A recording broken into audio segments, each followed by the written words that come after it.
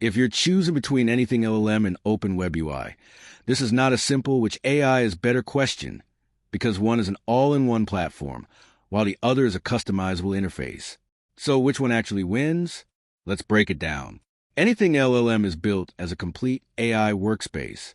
It combines document uploads, RAG, retrieval augmented generation, vector databases, and even team features into one system. You can literally install it and start chatting with your documents immediately. No complex setup needed. The biggest advantage is simplicity. It's beginner-friendly, has a desktop app, and handles everything internally, from document processing to AI responses. The downside is flexibility.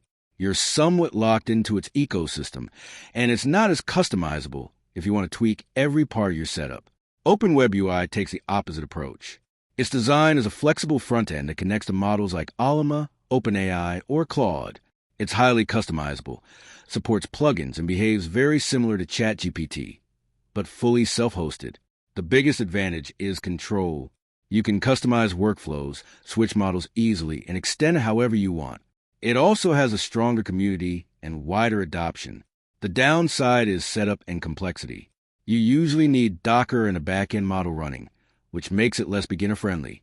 So the real difference is this. AnythingLLM is a complete system, while Open WebUI is a flexible interface. So which one wins?